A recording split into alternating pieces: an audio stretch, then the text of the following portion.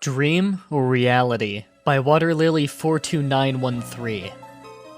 I woke up on the cold metal lab table that I knew all too well. Sweat dripped from my brow as I tried to catch my breath. I hated the nightmares.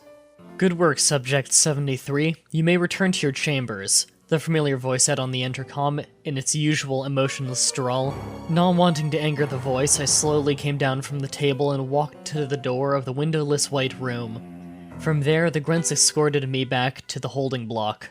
Walking down the hall, we passed by a boy about my age. He was being restrained by two grunts as he was led to the experimentation block.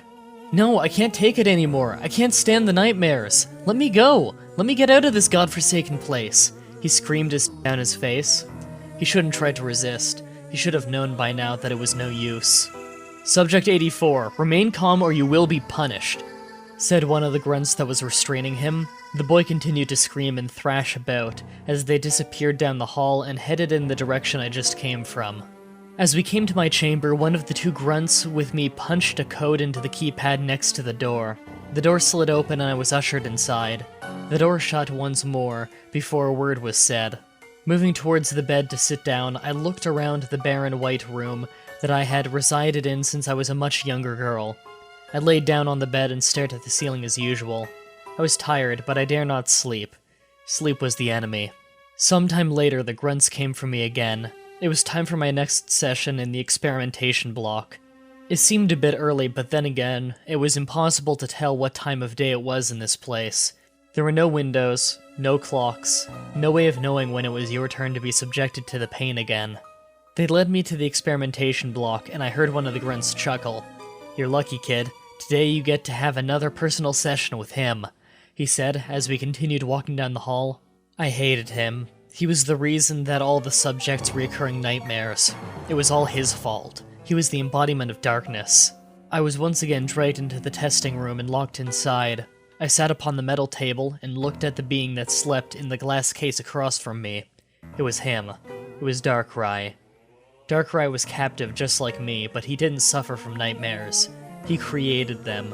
Whenever someone would have a private experimentation session with Darkrai, the nightmares were always worse. Much worse. Silently, I lay down on the cold metal table and stared at the ceiling as the scientists pierced my neck with a syringe and injected me with a blue liquid. They wanted me to fall asleep fast. After a few minutes, I did. My eyes fluttered closed and I drifted away. Before I could even get used to the sweet sensation of sleep, however, I was in another nightmare. I was enclosed in a completely black room without so much as a single source of light. Despite this, I could still see my own body. My skin appeared so pale that it was nearly glowing along with the pure white, simple dress I was wearing. I tried moving, and I realized that I was up to my ankles in a murky black liquid.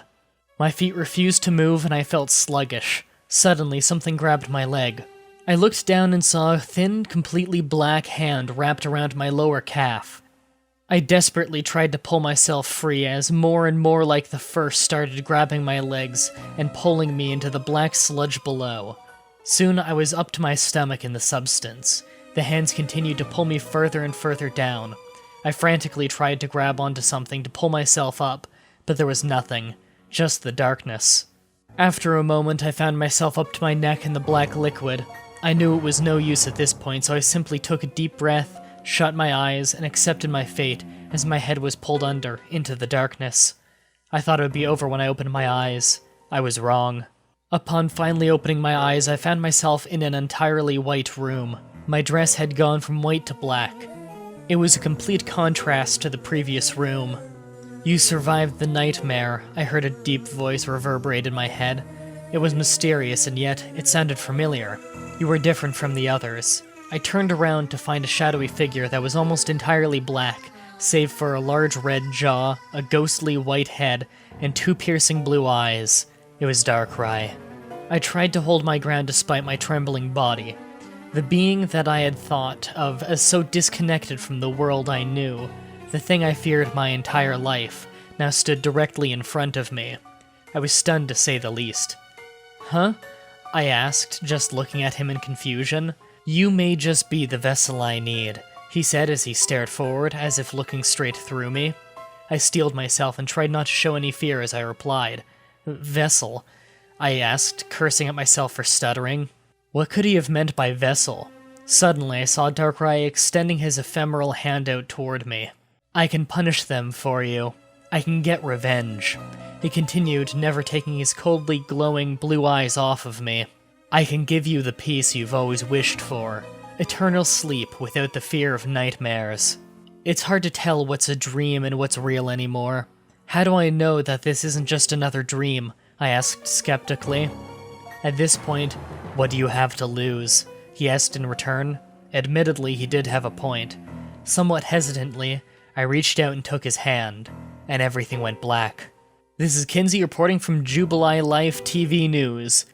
Today we've been sent all the way to the region of Unova for the special news report. A total of 17 scientists of Team Plasma have been found dead inside one of their laboratories.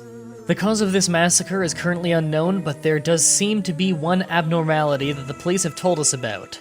There was a single teenage girl amongst the scientists who was found alive. She was reportedly found sleeping silently on a metal examination table. Despite all efforts to wake her up, the paramedics at the scene were unsuccessful. She will be taken to a nearby hospital in order to be examined more closely at once. It is unknown at the moment if she will ever wake up.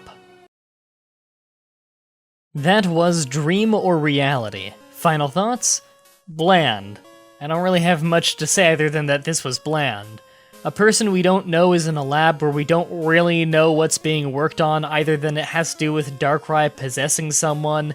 He finds the person he wants, we hear a news report telling us that all the people we didn't really like are dead, and the main character is in a coma due to Darkrai. If that didn't sound like a particularly interesting idea when I boiled it down, that's because it wasn't a particularly interesting story. That's it for this creepypasta. Tune in again next week when we tackle yet another video game creepypasta. If you want to write your own story, help peer edit a story, or even just read the stories early, check out the description where you'll find a link to the creepypasta section of my forum. You'll also find a link to the playlist of every creepypasta reading I've done. If you're interested in keeping up with me on my blog posts, join the Facebook fan page linked below.